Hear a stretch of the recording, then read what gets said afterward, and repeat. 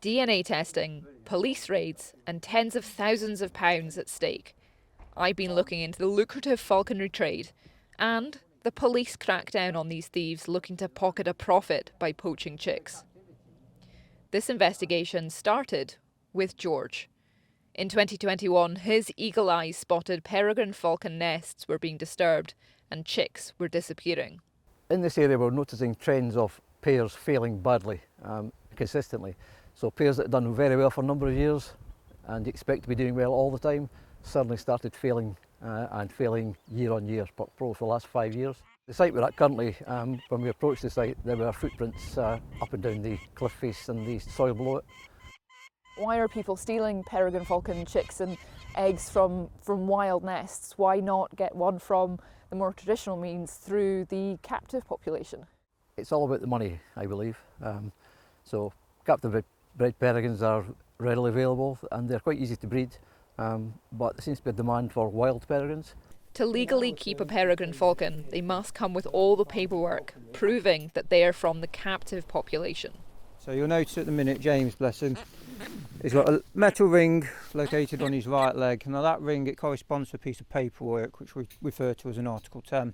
Now an Article 10 is a yellow document that covers all of these birds in captivity, and it's under Schedule 1. So basically, with James, that ring number, and occasionally microchipped as well, that ring number and microchip, hello buddy, it corresponds to the Article 10, in which case his ring number's located on the Article 10, and also his parents' ring numbers will be on the Article 10 as well.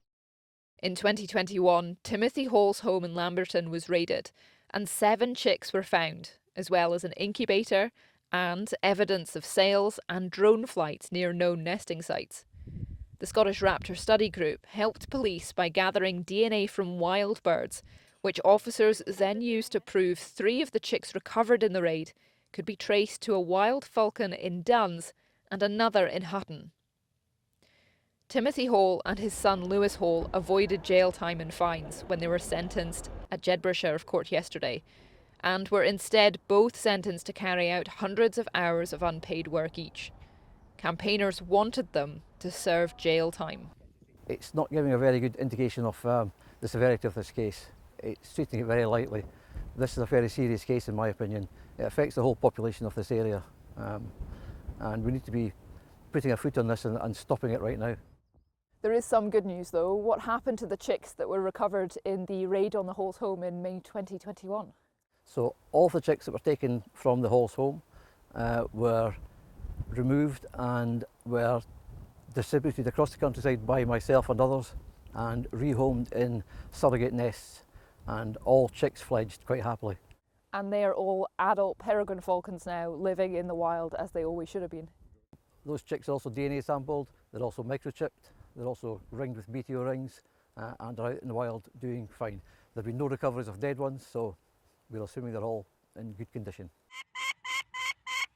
Campaigners may have been calling for a stronger sentence to send a clear message to criminals, but the new DNA testing is proof that poachers can and will be traced. Isla Todd, ITV News.